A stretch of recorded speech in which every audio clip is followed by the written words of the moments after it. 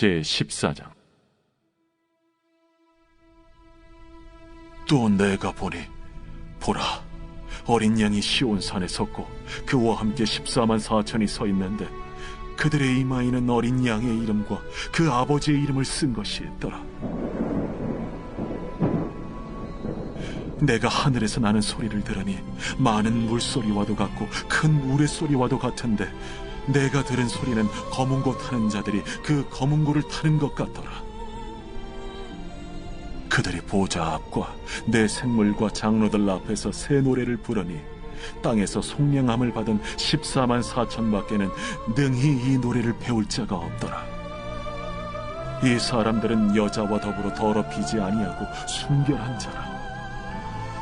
어린 양이 어디로 인도하든지 따라가는 자며 사람 가운데에서 속량함을 받아 처음 익은 열매로 하나님과 어린 양에게 속한 자들이니 그 입에 거짓말이 없고 흠이 없는 자들이더라. 또 보니 다른 천사가 공중에 날아가는데 땅에 거주하는 자들 곧 모든 민족과 종족과 방언과 백성에게 전할 영원한 복음을 가졌더라. 그가 큰 음성으로 이르되 하나님을 두려워하며 그에게 영광을 돌리라. 이는 그의 심판의 시간이 이르렀음이니 하늘과 땅과 바다와 물들의 근원을 만드신 이를 경배하라. 또 다른 천사 곧 둘째가 그 뒤를 따라 말하되 무너졌도다, 무너졌도다. 큰 성 바벨론이여, 모든 나라에게 그의 은행으로 말미암아 진노의 포도주를 먹이던 자로다. 또 다른 천사 곧 셋째가 그 뒤를 따라 큰 음성으로 이르되 만일 누구든지 짐승과 그의 우상에게 경배하고 이마에나 손에 표를 받으면 그도 하나님의 진노의 포도주를 마시리니 그 진노의 잔에 섞인 것이 없이 부은 포도주라. 거룩한 천사들 앞과 어린 양 앞에서 불과 유황과 고난을 받으리니 그 고난의 연기가 세세토록 올라가리라. 짐승과 그의 우상에게 경배하고 그의 이름표를 받는 자는 누구든지 밤낮 쉼을 얻지 못하리라. 성도들의 인내가 여기 있나니 그들은 하나님의 계명과 예수에 대한 믿음을 지키는 자니라. 또 내가 들으니 하늘에서 음성이 나서 이르되 기록하라. 지금 이후로 주 안에서 죽는 자들은 복이 있도다 하시매 성령이 이르시되 그러하다. 그들이 수고를 그치고 쉬리니 이는 그들의 행한 일이 따르다 하시더라. 또 내가 보니 흰 구름이 있고 구름 위에 인자와 같은 이가 앉으셨는데 그 머리에는 금연류관이 있고 그 손에는 예리한 낫을 가졌더라. 또 다른 천사가 성전으로부터 나와 구름 위에 앉은 이를 향하여 큰 음성으로 외쳐 이르되 당신의 낫을 휘둘러 거두소서. 땅의 곡식이 다 익어 거둘 때가 이르렀음이니이다. 구름 위에 앉으신 이가 낫을 땅에 휘두르매 땅의 곡식이 거두어지니라. 또 다른 천사가 하늘에 있는 성전에서 나오는데 역시 예리한 낫을 가졌더라. 또 불을 다스리는 다른 천사가 제단으로부터 나와 예리한 낫 가진 자를 향하여 큰 음성으로 불러 이르되 내 예리한 낫을 휘둘러 땅의 포도송이를 거두라. 그 포도가 익었느니라. 천사가 낫을 땅에 휘둘러 땅의 포도를 거두어 하나님의 진노의 큰 포도주 틀에 던지매 성 밖에서 그 틀이 밟히니 틀에서 피가 나서 말 굴레까지 닿았고 1600 스타디온에 퍼졌더라.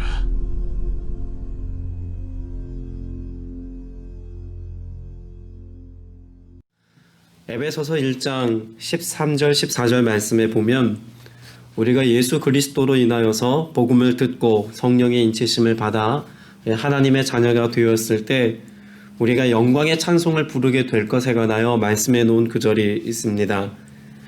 그 안에서 너희도 진리의 말씀 곧 너희의 구원의 복음을 듣고 그 안에서 또한 믿어 약속의 성령으로 인치심을 받았으니 이는 우리 기업의 보증이 되사 그 얻으신 것을 속량하시고 그의 영광을 찬송하게 하려 하십니다 라고 말씀합니다. 우리가 인치심을 받고 그래서 그 안에서 구속함을 입은 하나님의 자녀임을 우리가 은혜로 누리게 되는 날, 우리에게는 영원한 찬송이 예비되어져 있다는 것을 분명히 말씀하고 있습니다. 이것은 우리 그리스도인들의 삶 속에 찬송이 얼마나 중요한지를 또한 말씀해 주는 구절이기도 하죠. 우리가 이것을 말씀을 깊이 묵상할 때 찬송은 우리가 구원받음의 목적 중에 하나라고도 말할 수 있고, 또 우리가 찬송을 가지고 나아갈 때 그 구원의 기쁨과 감격을 가지고 살아갈 때 우리에게 영원한 승리가 있다는 것을 또한 말씀해 주는 내용이기도 합니다. 구약 성경 역대하 20장 14절 이하 말씀에도 보면 이 찬송으로 승리한 위대한 역사에 관하여 말씀해 놓은 구절이 있죠. 역대하 20장 말씀에 보면 여호사밧 왕이 전쟁을 준비하는 내용이 있습니다.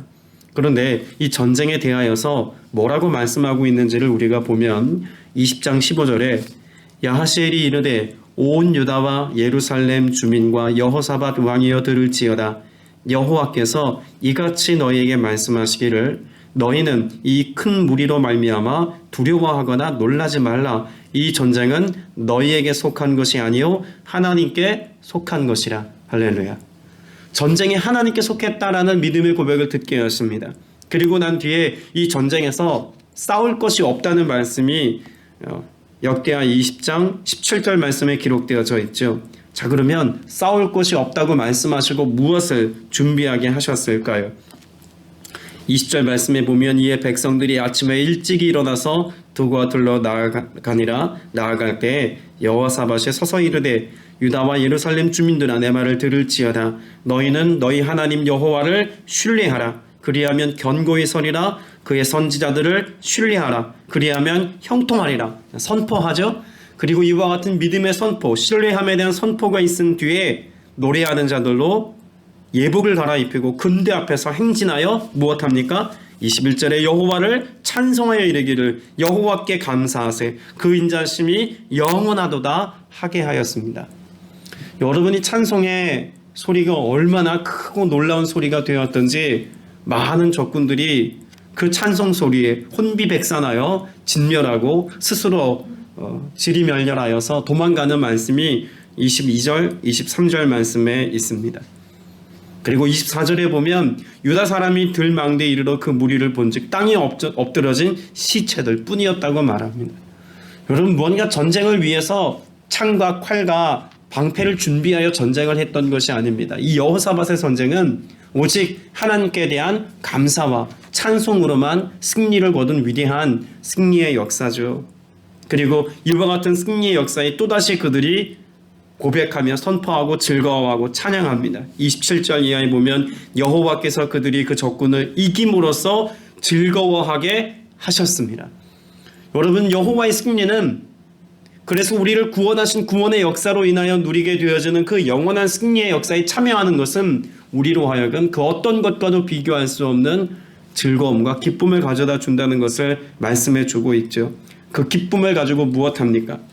28절에 보면 그들이 비파와 수금과 나팔을 합주하고 예루살렘에 이르러 여호와의 전에 나아가니라. 왜 여호와의 전으로 찬송하며 나아갔을까요? 여러분, 위대한 승리는 하나님이 이루신 하나님의 역사임을 그들이 인정하고 찬송하고 즐거워하는 것이죠. 여러분, 우리가 오늘도 예배의 자리에 있습니다. 오늘도 우리가 주님을 찬송합니다. 또 우리가 경배합니다. 이와 같은 경배와 찬양으로 주님 앞에 나와 예배의 자리에서 오늘도 주님의 말씀을 듣고 그 은혜를 누리는 것은 우리가 일상을 살아가는 동안 무엇을 경험할 때 온전한 찬송과 예배가 될까요? 오늘 우리로 승리케 하신 그 하나님을 경험하는 은혜의 역사가 우리의 일상 속에 있을 때 우리는 주 안에서 기뻐하고 또 주님께서 승리케 하신 승리의 역사를 다시 한번 선포하고 찬송하고 기뻐할 수 있는 것입니다. 그런 점에서 예배의 자리는 단지 우리가 원하는 것을 아뢰어서 응답받는 자리 혹은 종교적인 신앙 행위를 통하여서 우리의 정서적인 만족을 누리는 자리가 아니라 우리가 보이지 않는 세계 속에서 승리케 하신 하나님의 이름을 경배하고 찬양하고 그 이름을 높인 바 되어서 영원하신 주님의 그러한 은혜와 사랑을 또다시 갈망하는 그 기쁨과 즐거움을 또다시 누리고자 하는 영적인 기대감을 가지고 주님께 나아가는 자리라고 말할 수 있을 것입니다. 오늘 요한계시록 14장 1절에 보면 어린 양이 시온산에 서 있습니다. 여러분, 어린 양이 서 있다라고 하는 것은 보좌에 앉으신 주님이 이제는 서 있다라고 하는 모습을 통해서 우리의 대장 되신 예수 그리스도께서 영원한 승리자로 서 계시다는 것을 말씀하고 있습니다. 요한계시록 13장까지 많은 고통과 고난과 이 땅에 향한 심판의 내용들이 기록되어져 있지 않습니까? 두 마리 큰 짐승이 남아서 큰 환난과 고통 가운데 세상을 몰아넣을 것에 관하여 말씀하고 있습니다. 여러분, 그러나 땅의 역사는 그와 같이 심판 가운데 그런 짐승들로 인하여서 큰 고통과 탄식이 있는 듯 하지만 동시에 하늘을 바라보고 소망을 가지고 그 영광의 역사를 우리가 분별할 수 있다면 하늘에서 어떤 일들이 일어나고 있다는 것입니까? 영원한 승리가 예비되어져 있고 승리의 함성이 오늘 이 하늘에서 울려 퍼지고 있다는 것을 분명히 말씀해 두고 있습니다. 여러분, 여기에서 노래하는 자들이 있습니다. 그 어린 양과 함께 14만 4천이 서 있습니다. 그 14만 4천이라고 하는 숫자는 그 제한된 숫자가 아니라 제가 어떤 숫자라고 말씀을 드렸죠? 새 이스라엘 백성들, 하나님께서 구원하기로 작정하신 구약의 이스라엘 백성들을 포함하여서 새로운 하나님의 거룩한 백성이 된 많은 이방인들을 포함한 새 예루살렘에 들어갈 새 이스라엘 백성들이다라고 하는 것을 말씀하고 있습니다. 그리고 그들의 이마에는 어린 양의 이름과 그 아버지 이름이 적혀 있다고 말하죠. 우리가 어제 나누었던 것처럼 666이라고 하는 것이 사람의 몸에 새겨진 어떤 짐승의 표라고 한다면 여러분, 이 14만 4천 명이라고 하는 구원받은 순교자의 피를 흘리기까지 그들의 믿음을 잘 지켰던 거룩한 하나님의 백성들의 이마에는 무엇이 새겨져 있습니까? 어린 양의 이름과 아버지의 이름이 적혀 있다라고 말하고 있는 겁니다. 만일 정말 666이라고 하는 그 표가 우리가 눈에 보이는 어떤 가시적인 바코드나 베리칩 같은 그런 것이다라고 이야기를 해야 한다면 그리스도인들, 예수 믿는 믿음의 성도들의 이마에도 무엇이 있어야 합니까? 어린 양의 이름과 그 아버지의 이름이 적혀 있어야 맞는 겁니다. 그러니 다 사실 이건 비유적인 표현이다라고 하는 것을 우리가 알 수 있다는 거죠. 이와 같은 하나님께 구원받음으로 인하여서 자녀가 된 하나님의 백성들이 찬송합니다. 2절에 보면 많은 물이 흐르는 소리와도 같이, 천둥 소리와도 같이, 검은 고를 타는 사람들의 노래소리와도 같이 그들의 삶에 무엇이 울려 퍼집니까? 찬송이 울려 퍼지고 있는 장면이 2절의 말씀입니다. 여러분, 우리 그리스도인들에게 있어서 찬송은 마치 승리의 개가와 같습니다. 믿음의 행진을 하는 하나님 나라의 군가와도 같습니다. 주님께서 우리에게 이루신 그 놀라운 일들을 선포하고 고백하며 찬송하고 즐거워하는 것이 오늘 찬송의 의미다라고 하는 것을 요한계시록이 잘 보여주고 있는 것 아닙니까? 그래서 3절에 보면 그들은 보좌와 내승물과 장로들 앞에서 무엇하고 있습니까? 새 노래를 부르고 있습니다. 여러분, 이 요한계시록 말씀을 보면 찬송도 나옵니다. 또 기도도 나오죠. 그런데 없는 게 있습니다. 뭐가 없을까요? 설교가 없습니다. 오직 말씀이신 예수 그리스도께서 영원하신 생명의 말씀이시기에 굳이 설교가 필요 없죠. 오직 주님의 말씀을 듣고 그 말씀이 성취되어지는 기쁨과 즐거움을 누리는 곳, 그래서 영원한 찬송이 있는 곳이 천국이다라고 말할 수 있을 것입니다. 그런데 이 새 노래는 아무나 부를 수 있는 노래가 아닙니다. 이 새 노래는 14만 4천 명밖에는 그 노래를 부를 수 없었다라고 말하죠. 하나님의 백성들에게 주어진 특권입니다. 찬송은 아무나 따라 부를 수 있는 것이 아니라 예수 그리스도를 주로 고백하여서 하나님의 자녀임을 인정받은 그 택함받은 자녀들이 날마다의 삶 속에서 하나님을 경험하고 주 예수 그리스도께서 우리의 주 되심으로 우리에게 이루신 그 은혜들을 맛본 자들이 고백할 수 있는 것이 진정한 찬송이고 새 노래라고 말할 수 있다는 것입니다. 그러면 어떻게 해야 그 새 노래를 부를 수 있는 그런 하나님 나라의 거룩한 찬송을 부를 수 있는 자격을 얻게 된다고 말하고 있을까요? 오늘 4절에 보면 정절을 지킨 사람들이다 라고도 말하고 어린 양이 가시는 곳이면 어디든지 따라다니는 사람들이다 라고도 말합니다. 오늘 저와 여러분에게 주님이 말씀하시는 이 복음의 메시지를 귀 기울여 잘 들을 수 있어야 합니다. 정절을 지킨 사람, 끝까지 믿음을 저버리지 아니하고 예수 그리스도의 이름을 부인하지 아니하고 생명을 빼앗기는 자리에서도 그들의 소유와 재산과 그들이 가지고 있는 모든 귀중한 것들을 다 잃어버리는 자리에서도 예수 그리스도의 이름을 부르며 주님을 따라갔던 순교자의 삶을 살았던 이들, 그들의 삶 가운데 영원한 새 노래를 부를 수 있는 자격과 은혜가 주어져 있다는 것이 오늘 요한계시록 14장이 우리에게 보여주는 은혜의 장면입니다. 오늘 저와 여러분에게도 동일한 삶의 모습이 있기를 축복합니다. 오늘 저와 여러분이 영적인 정절을 잘 지켜서 그리스도의 신부로서의 거룩한 삶을 오늘 우리가 살아가는 이 시대에 살아낼 수 있기를 축복합니다. 죄악이 관영하고 거짓과 하나님 기뻐하시지 않는 것들이 창궐한 이때에 믿음의 순전함을 가지고 주 앞에 선 정결한 신부가 될 때 비로소 우리가 새 노래를 부를 수 있는 찬송의 은혜를 누리는 자들이 되겠다고 약속합니다. 또한 우리에게는 충성함이 있어야 합니다. 그렇게 정결함을 잃고 그리스도의 신부가 되었다면 신랑 되신 예수 그리스도를 따르는 삶은 너무나 당연한 것 아니겠습니까? 함께의 삶을 살아야 한다는 것입니다. 여러분 5절 말씀에 보면 그들의 입에는 거짓말을 찾을 수 없다고 말합니다. 여기에서 거짓말을 찾을 수 없다는 것은 언행일치라고 하는 의미로 보면 좋습니다.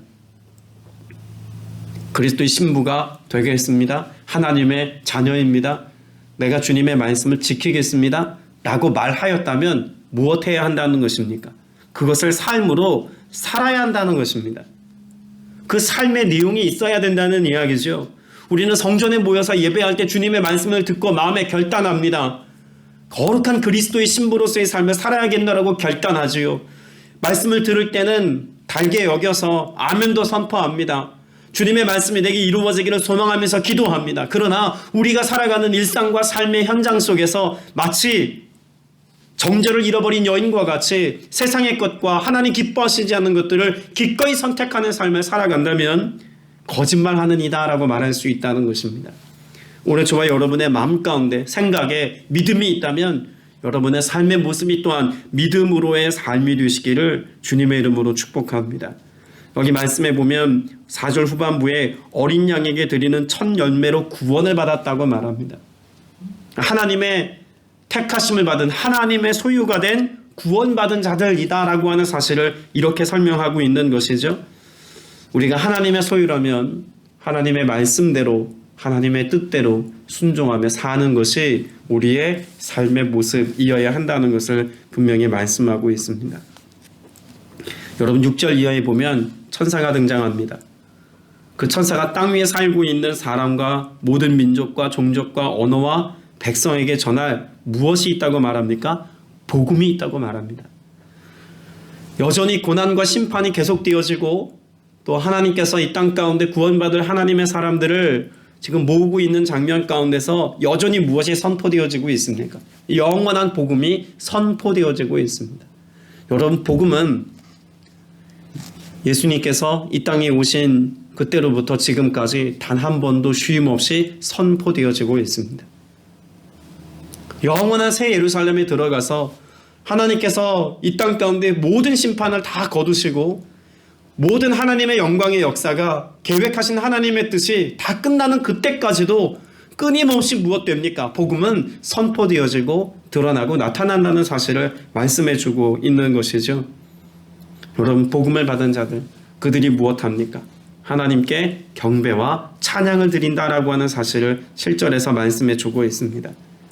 두 번째 천사의 모습을 통하여서 그렇게 구원받은 복음이 선포되어짐에도 불구하고 모든 만물의 근원이 되시는 하나님께 경배와 찬양으로 하나님께 속한 자로 나오지 못하는 자들에게는 결국 무엇이 있다고 말씀하고 있습니까? 무너짐이 있다고 말씀하고 있습니다. 심판이 예배되어져 있는 것이죠. 그리고 10절 말씀에 보면 그런 자는 거룩한 천사들과 어린 양 앞에서 불과 유황으로 고통을 받을 것이다 라고 말합니다. 복음이 선포되어지고 있지만 만일 그 복음을 듣지 아니하고 여전히 죄악된 도시인 바빌론이라고 하는 세상의 무대 속에 도취되어서 죄악된 것과 짝하며 살아간다면 예비되어져 있는 것은 불과 유황으로 고통을 받는 것밖에는 예비되어져 있는 것이 없다는 것이 분명한 말씀입니다. 오늘 하나님의 말씀과 계명을 가지고 살아가는 주의 자녀들에게 그래서 12절에 말씀하고 있습니다. 12절 말씀 같이 읽어볼까요? 하나님의 계명과 예수를 믿는 믿음을 지키는 성도들에는 무엇이 필요하다? 인내가 필요하다라고 말씀하고 있습니다. 우리는 마지막 때를 언제 지나가는지 사실 분별하지 못할지도 모릅니다. 때문에 오늘 마지막으로 여기는 오늘의 때에도 우리가 주님 앞에 가져야 될 신앙의 태도가 있다면 약속의 말씀을 믿고 믿음으로 인내하며 살아가는 것입니다. 주님께서 우리에게 말씀하시는 그 말씀, 예수 그리스도를 믿는 믿음의 자녀들에게는 인내가 필요하다는 말씀, 이것이 우리의 삶 가운데 이루어질 때 무엇이 있다고 말씀하고 있습니까? 13절 말씀에 보면 주님 안에서 죽은 사람들은 복이 있다. 그리고 성령께서 말씀하시죠. 그들은 수고를 그치고 쉬게 될 것이다 라고 말씀하고 있습니다. 목숨을 잃는 순간까지라도 끝까지 인내함으로 믿음을 지켜낸 하나님의 사람들, 세상의 어떤 삶의 문제와도 타협하지 아니하고 주의 약속 있는 말씀이 우리의 삶이 되게 하기까지 내 안에 주신 거룩한 믿음의 결단이 살아가는 삶의 모습 되어지기까지 인내하며 거룩함과 순결함으로 믿음을 지킨 성도들에게는 죽음의 문제 앞에서조차도 무엇이 예비되어져 있다고 약속합니까? 평강이 있고 쉼이 있다는 것을 분명히 말씀해 주고 있습니다. 이 땅에 속한 것들은 영원하지 않습니다. 우리가 꼭 기억해야 합니다. 우리가 영원할 것 같이 누렸던 이 모든 것들은 먼지와 같이 사라지는 때가 반드시 옵니다. 때문에 우리가 준비해야 될 것이 있다면 영원을 준비해야겠죠. 주님 안에서라고 하는 말씀을 주목해야 합니다. 여러분, 여기 죽은 사람이 어떻게 복이 있습니까? 땅의 시선으로 바라보고 인간의 관점으로 바라보자면 죽음은 절망입니다. 눈물입니다. 영원한 끝과 같이 우리의 삶 가운데 슬픔을 가져다 주는 이유이기에 충분합니다. 그런데 죽음조차도 복이 있다고 말하는 단 하나의 이유가 있다면 무엇일까요? 주님 안에서입니다. 앞서 복음이 선포되어지고 또 그 복음의 말씀을 듣고 믿음으로 구원받아 영원하신 주님을 찬송한다는 것은 결국 어떤 삶을 산다는 것을 말하는 걸까요? 주님 안에서의 삶을 사는 것 아니겠습니까? 눈을 돌려서 다시 1절부터 5절까지 기록되어져 있는 천국에서 14만 4천이라는 새 예루살렘에서 새 노래로 찬송하는 이들의 모습 역시도 결국 어떤 삶의 결과라고 말할 수 있을까요? 주님 안에서의 삶을 살았던 이들의 결과고 마지막 모습이다라고 말할 수 있지 않겠습니까? 오늘 저와 여러분이 믿음을 지키고 참된 평안과 영원한 쉼의 자리, 영원한 안식의 자리에 거하려면 오늘 1절부터 5절까지 기록되어져 있는 믿음의 사람들의 모습이 오늘 내 모습 되게 하여 주옵소서의 기도가 반드시 있어야 될 줄로 믿습니다. 주님 나로 정결케 하여 주옵소서. 주님 나로 주님이 가시는 곳이라면 어디든지 따라가게 하여 주옵소서. 주님께서 말씀하신 것이라면 이것이 내 삶이 되어지도록 거짓말하는 자로서의 삶을 살지 않게 하여 주옵소서. 그리하여 나로 오직 주님을 경배하고 찬양함이 진정한 예배자의 모습이 오늘 내 삶에 이루어지게 하여 주옵소서. 우리가 인내하며 이와 같은 믿음의 고백을 잘 지킨 바 되어서 영원한 안식에 참여하는 여러분 되시길 축복합니다. 14절 이하 말씀에 보면 마지막 수확에 관한 말씀이 기록되어져 있습니다. 예수님께서 낫을 들고 계십니다. 여러분, 오늘 이 14절 이하에 기록되는 말씀을 보면 이 수확하는 장면이 2번 기록되어져 있죠. 한 천사가 나와서 예수님께, 구름 위에 앉으신 인자 예수님께 이렇게 고백합니다. 낫을 내어 거두어 들이십시오. 땅에 있는 곡식이 무르익어서 거두어 들일 때가 되었습니다 라고 외칩니다.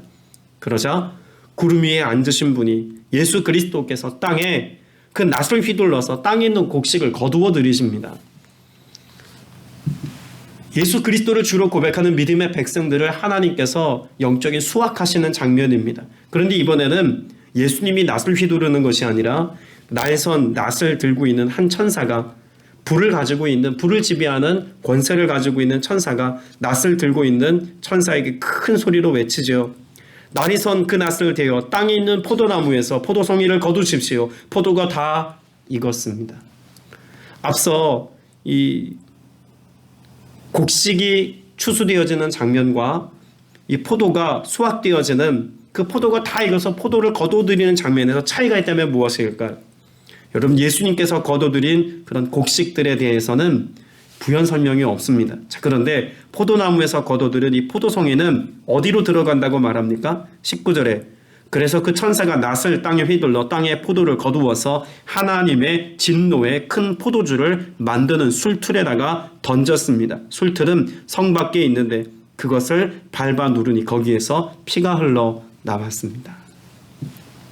뒤에 나오는 1600 스타디온이라고 하는 이 면적에 관한 측량 단위는 이스라엘의 북쪽부터 남쪽까지를 재었을 때 그 이스라엘의 면적이 약 1600 스타디온 정도가 되었다고 합니다. 그러니까 온 땅에 이와 같은 하나님의 심판이 있을 것이다라고 하는 것을 말씀해 주고 있는 것이죠. 동시에 일어납니다. 그리스도께서 믿음의 백성들을 하나님의 나라로 거두어 들이는 장면과 함께 동일하게 천사들에 의해서 포도가 수확되듯 수확되어서 진노의 그러한 포도주 틀에 그렇게 들어가 피를 흘려야 되는 사람들이 함께 수확되고 있는 것을 볼 수 있습니다. 여러분, 여기 나오는 14절부터 20절의 말씀은 결국 무엇에 관한 말씀일까요? 심판에 관한 말씀입니다. 여러분, 우리가 예수 그리스도 곁에 서 있을 수도 있습니다.